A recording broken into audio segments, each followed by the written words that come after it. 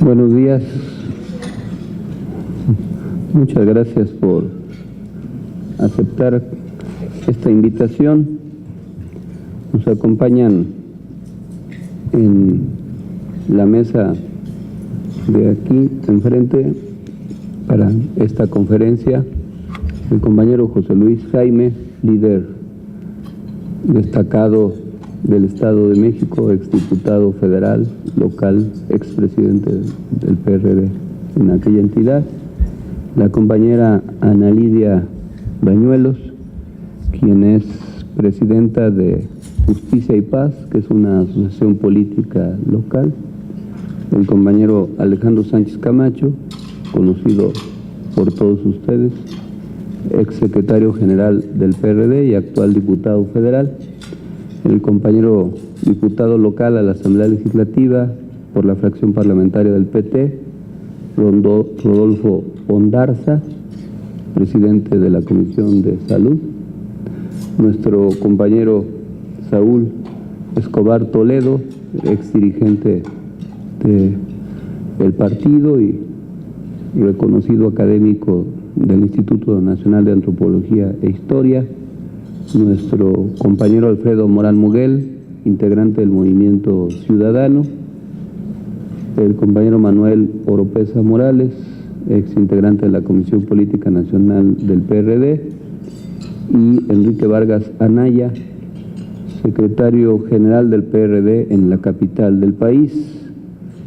Los hemos convocado para informarles que estamos constituyendo el comité promotor del Polo Progresista Ciudadano que busca la seguridad y la paz. Hemos mantenido conversaciones para convocar durante la próxima semana a diversas personalidades e integrar lo más pronto posible este polo progresista con quienes hemos compartido esta iniciativa, entre otros, ha sido con el senador Miguel Barbosa, la senadora Dolores Padierna, el ex jefe de gobierno Marcelo Ebrard, René Cervera, dirigente del Movimiento Progresista, Cuauhtémoc Velasco Oliva, también integrante del Movimiento Ciudadano, la diputada Leida Alavés, vicepresidenta de la Cámara de Diputados, Ricardo Ruiz, exintegrante de la mesa directiva del Consejo Nacional del PRD, el senador Alejandro Encinas Rodríguez, Aarón Mastache, la compañera Beatriz Olivares, vicepresidenta de la mesa directiva del Consejo Nacional del PRD,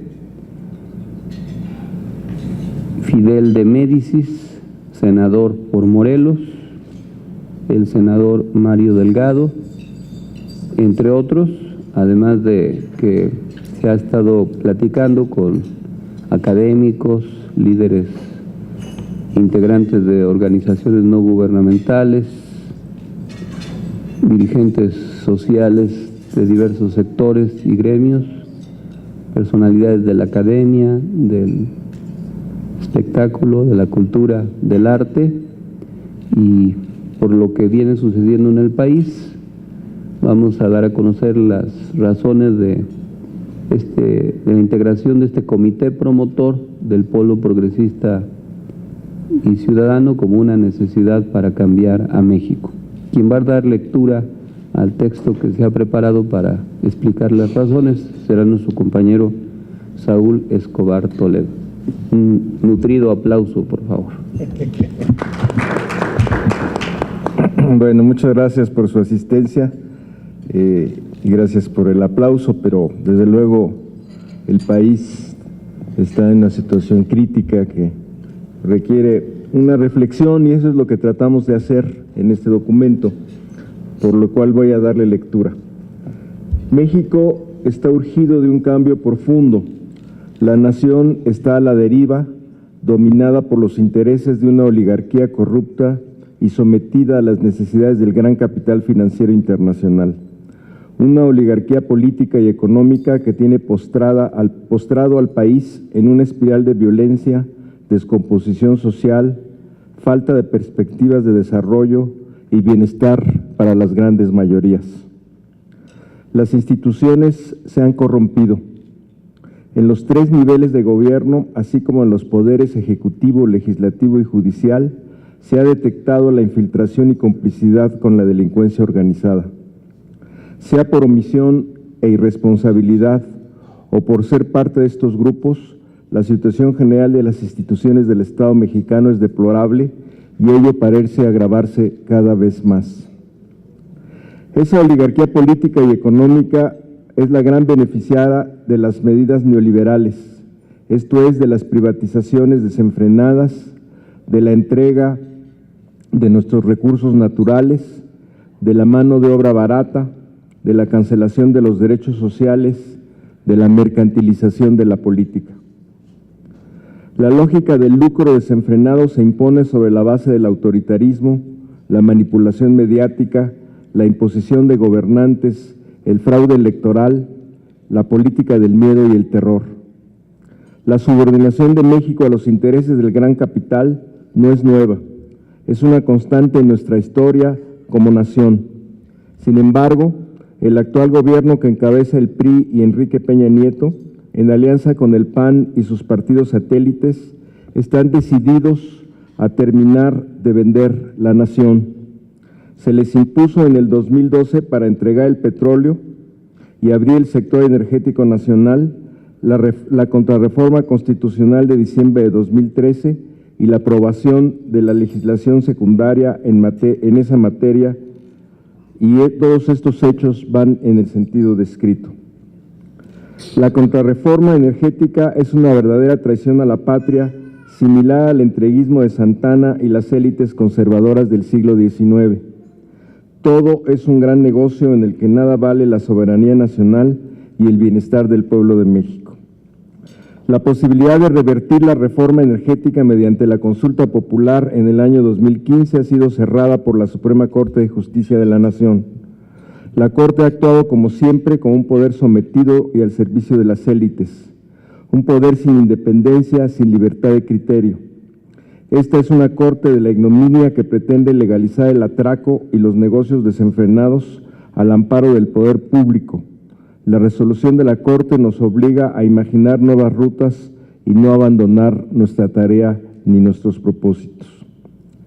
La decisión política de la dirigencia del PRD de acompañar al régimen de Enrique Peña Nieto ha tenido un saldo negativo para el proyecto de las izquierdas en el país. Con ello, se diluyó el posicionamiento ideológico y político del partido electoralmente más grande en la izquierda. Por eso, el PRD ha disminuido su capacidad para convocar y unir a otros partidos progresistas. El saldo es una fuerza debilitada y con escasa diferenciación ante el electorado.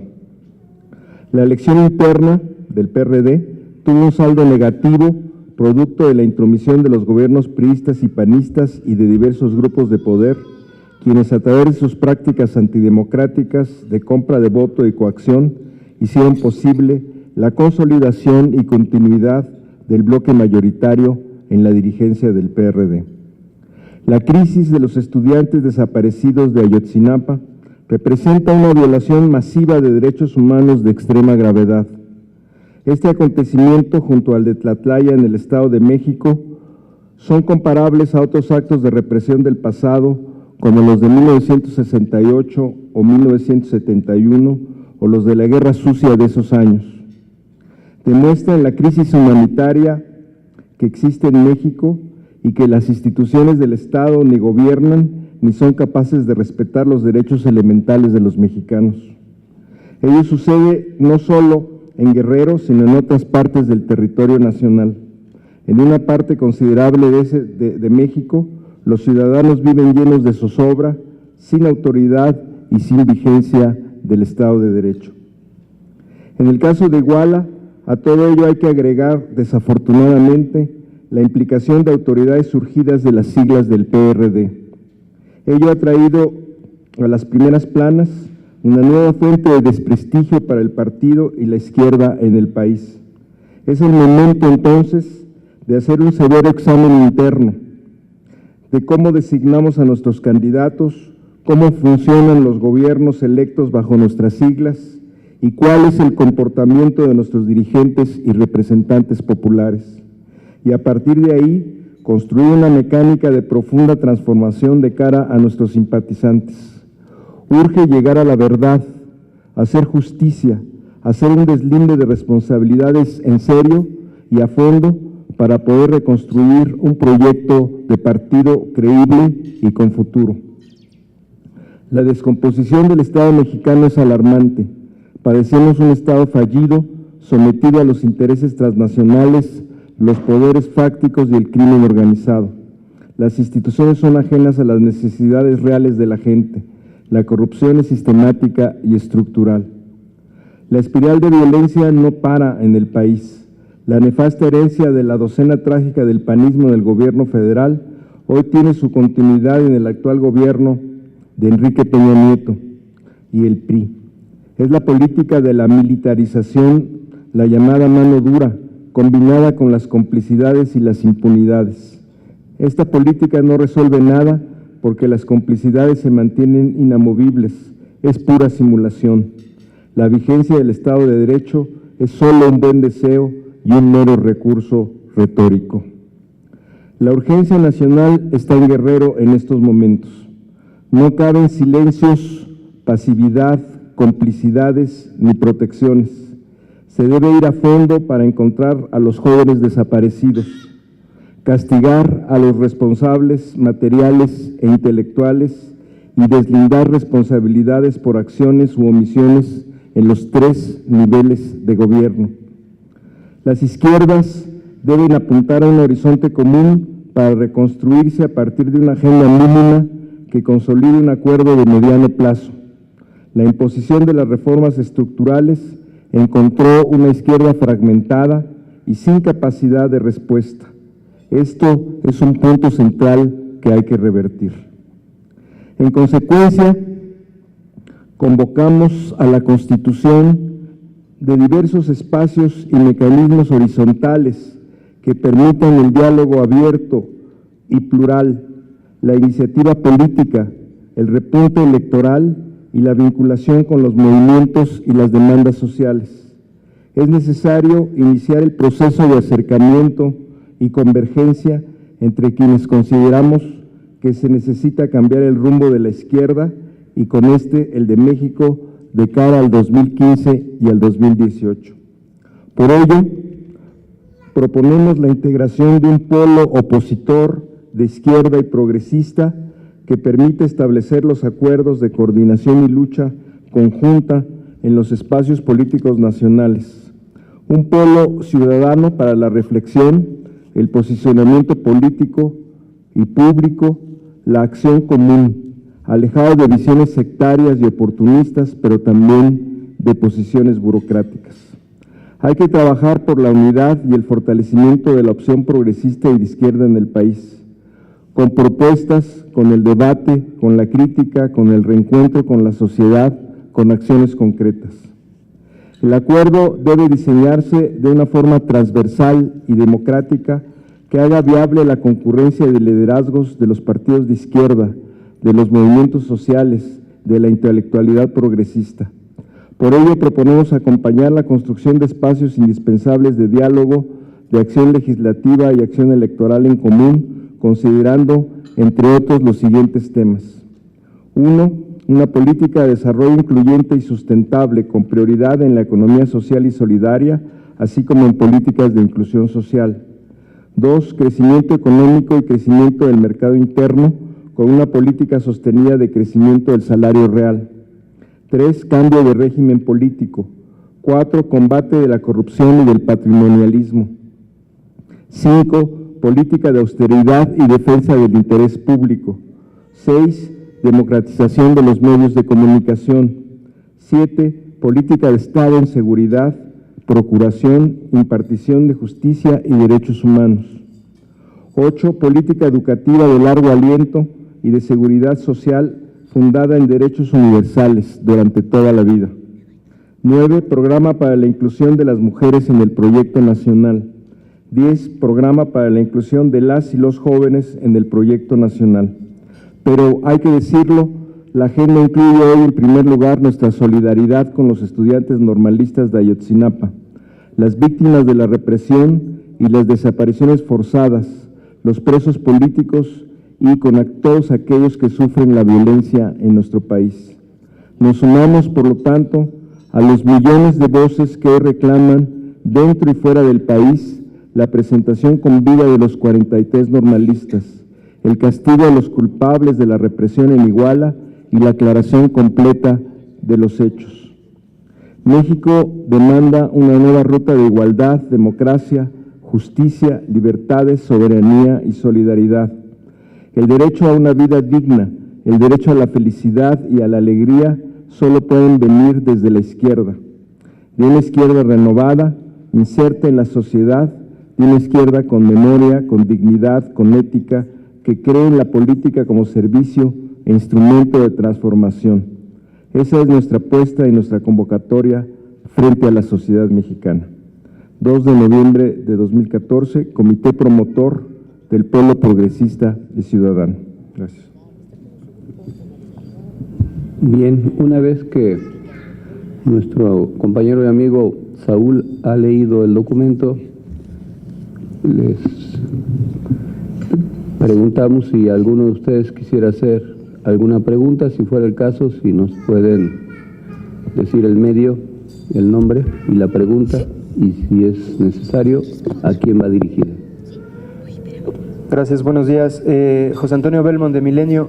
Preguntar, este polo que nos presenta, pues justamente presenta a integrantes de otras corrientes perredistas, a ver si esta alianza es de cara a próximas acciones, a próximos movimientos, incluso de carácter electoral, o simplemente por este polo, este comité que se conforma, y preguntar qué es lo que se busca precisamente con este polo, con este comité, y qué es lo que lo detonó. Nos da como un contexto de lo que ustedes consideran la situación del país, pero qué es lo que los orilló o pues los convocó a que conformaran este grupo.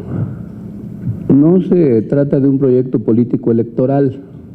Si bien los que estamos participando pertenecemos a diversos partidos, también habrá quienes no pertenezcan a ningún partido, sino que se busca propiciar un reencuentro con la sociedad y con los ciudadanos. Lo que propició este reencuentro y esta convocatoria es la crisis política y social que se detonó a raíz de los trágicos sucesos en Iguala y las secuelas que esto ha tenido. Gracias, buenos días. Natalia Estrada, de Noticias MBS. René, yo quisiera preguntarte, si bien este comité está integrado por personas que no pertenecen al PRD precisamente, ¿cómo se debe de tomar esta creación o esta propuesta en torno a la dirigencia nacional del partido que hoy encabeza Carlos Navarrete? ¿Si es un rompimiento o es un deslinde de las decisiones que se han tomado últimamente por el PRD, o cómo se debe de tomar esta situación? Gracias. ¿Alguien quiere contestar?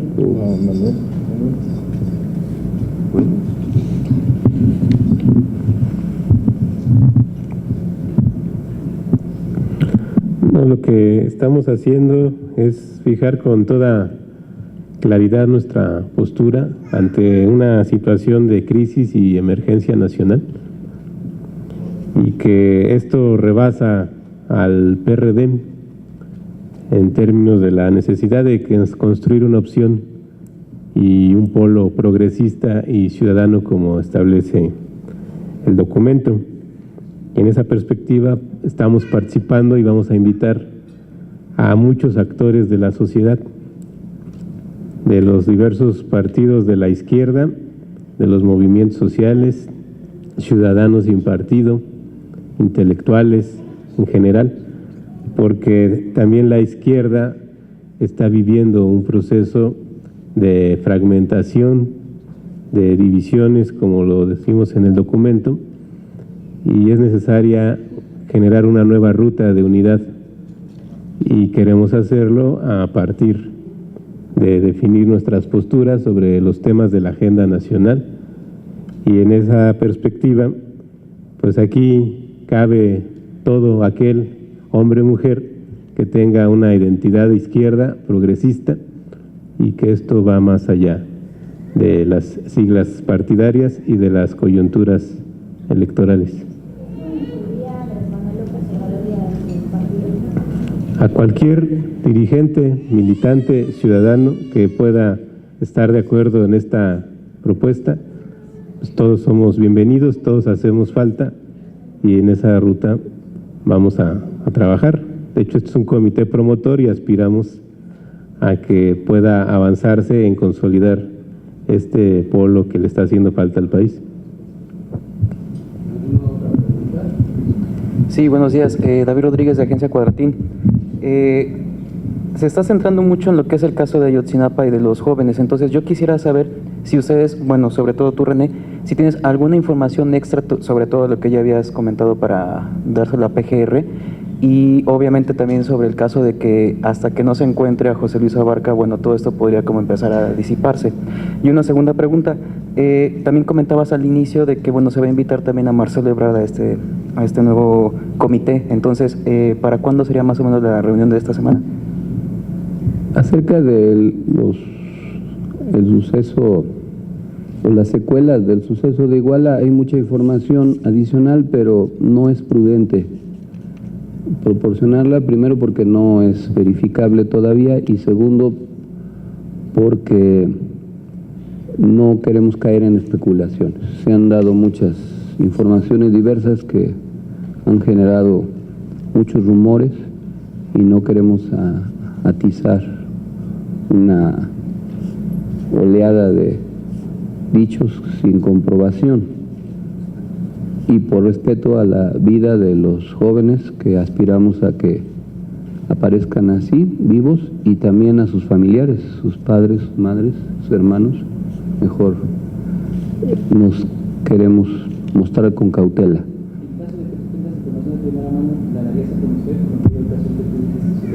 Si fuera el caso y si fuera necesario y si fuera necesario hacerla pública, porque además se puede dar a conocer a las autoridades, es algo incluso obligatorio legalmente hablando. Todos los ciudadanos estamos obligados a denunciar un delito si conocemos de él, eso está en la ley, pero eso no necesariamente tiene que ser público, ya se tendría que decidir.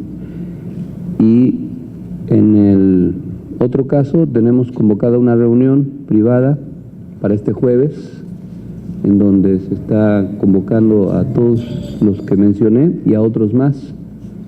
Esperemos que para entonces ya haya muchas adhesiones a este documento inicial, a discusión.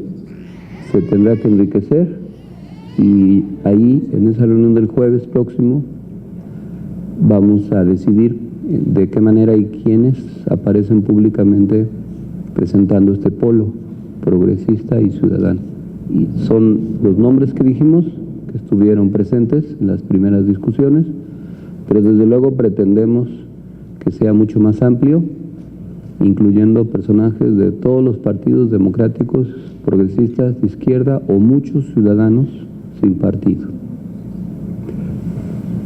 Gracias. Otra vez, me quedó la duda de este polo, ¿qué va a hacer? O sea, ya que tengan un documento, ¿qué van a hacer? ¿Van a presentar alguna propuesta, algún tipo de iniciativa a través de legisladores? ¿Qué es lo que va a hacer ya que se conforme este polo, que ya tengan planteado la ruta, que ya tengan algún tipo de decisión? ¿Qué van a hacer?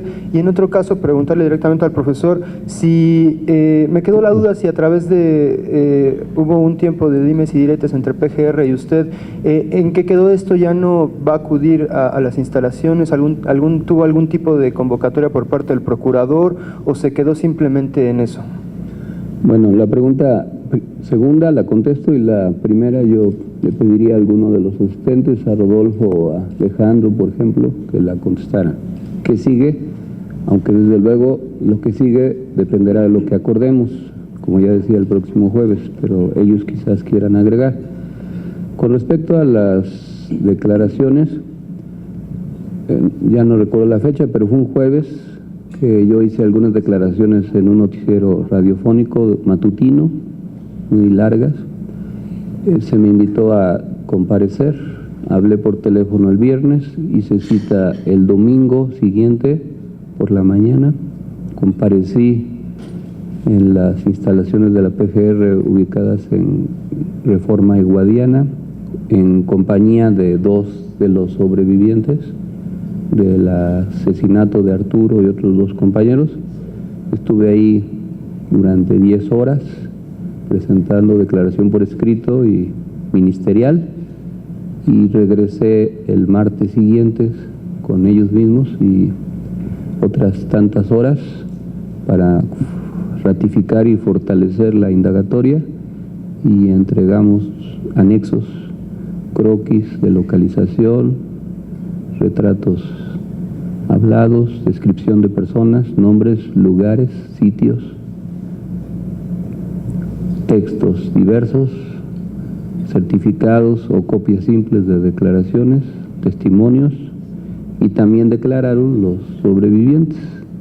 Así es que hubo toda esa declaración. Ahí nos enteramos que la PGR había recibido ya desde marzo de este año un desglose de la averiguación previa que se hizo en Guerrero, hasta en 3 tomos de 1000 fojas más o menos cada uno, o sea 3000 fojas, como le dicen en la jerga judicial, y también de otras muchas cosas que por ser una indagatoria pues no se pueden solventar públicamente.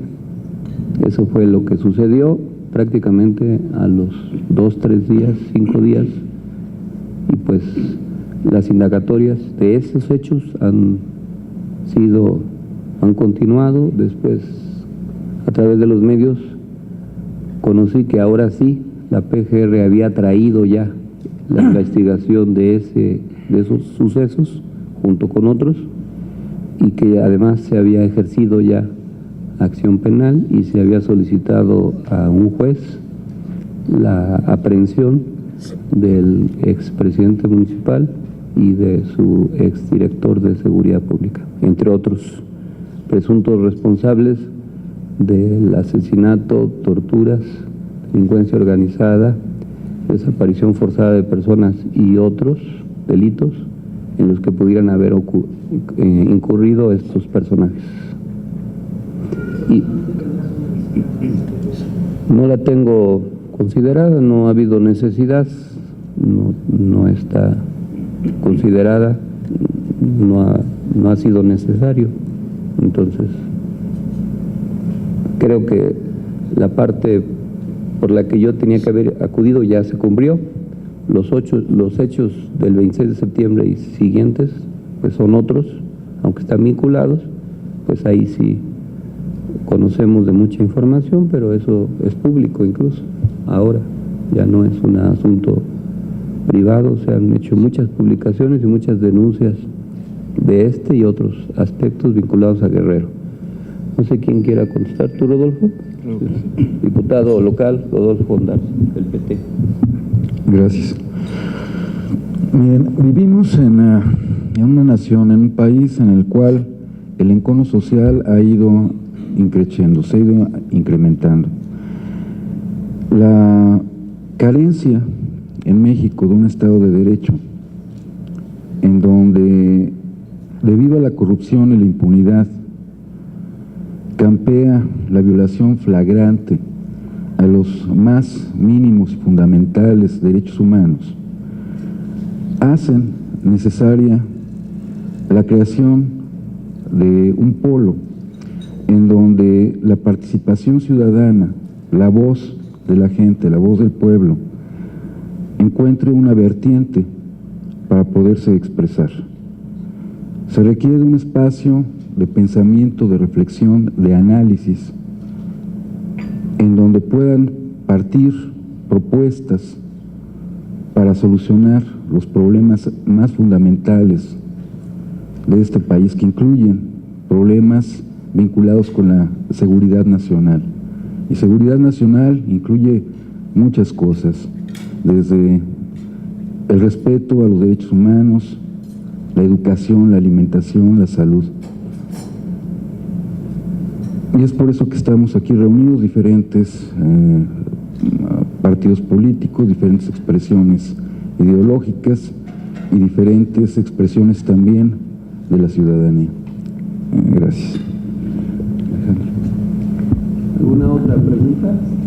Sí, yo quería preguntarle al profesor Bejarano si este polo opositor que ahorita están dando a conocer tiene visos para en algún momento ratificar esas versiones que han salido de que podría haber una desbandada dentro del PRD por todo lo que ha pasado después del proceso interno.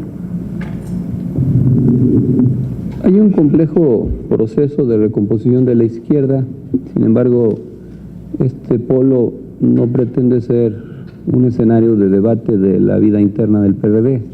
Precisamente por eso queremos manejarlo como un polo progresista, ciudadano, más allá de los partidos o de los militantes que a título personal participan en este esfuerzo. Entonces, ese análisis pues tendrá que hacerse más bien en el seno del partido, y para poner énfasis entonces en la vertiente ciudadana, a mí me gustaría que el compañero Alfredo Morán Moguel hiciera esta explicación. Buenos días, soy Alfredo Morán Moguel, soy notario público de la Ciudad de México, soy miembro de la Comisión Política de la Agrupación Política Local Justicia y Paz, y nosotros consideramos, independientemente del PRD, de su posición interna, que se está agotando el contrato social. El contrato social está firmado precisamente por un pueblo que creo que ya no está de acuerdo con las instituciones que hoy están a cargo de gobernar. Se han excedido. Hoy se dicen autoridades cuando realmente deben de ser servidores. No se ha cumplido el contrato social firmado en 1917 en la Constitución Política de los Estados Unidos Mexicanos. Verdaderamente no hay libertad. ¿Cómo puede presentarse un Estado con una cierta libertad cuando el salario que se establece como mínimo no alcanza absolutamente para pagar ni un desayuno completo en uno de los restaurantes comunes? ¿Cuál libertad cuando no hay fuentes de empleo? Cuando nuestros mexicanos campesinos tienen que ir a otras naciones a buscar el pan, porque aquí no hay condiciones. No hay libertad porque tampoco hay un servicio médico adecuado. Se han roto todos los principios del contrato social. Y nosotros, como parte de este polo progresista, creemos que los ciudadanos ya es tiempo de que participemos.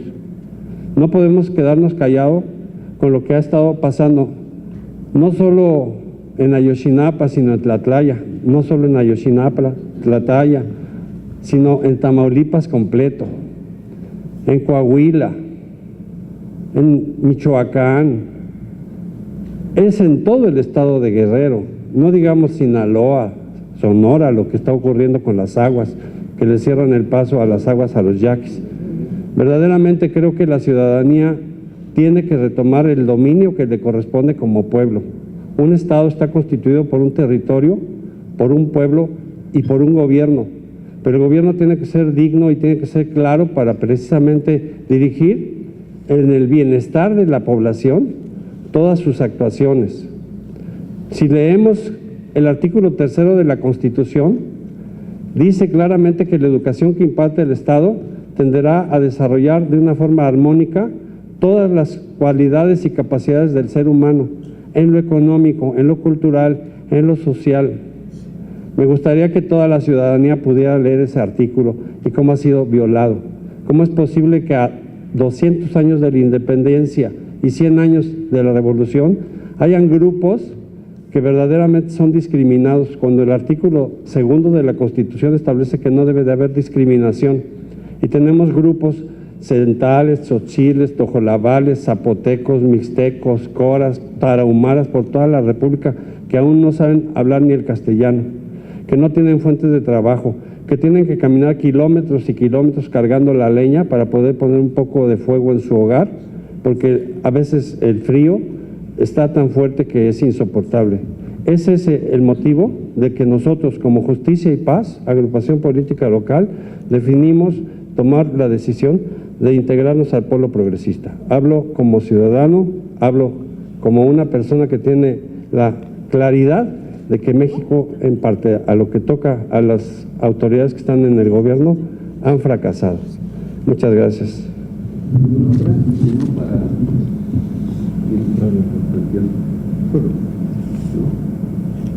Gracias. ¿Nadie más? Muchas gracias por aceptar esta invitación. Buen provecho.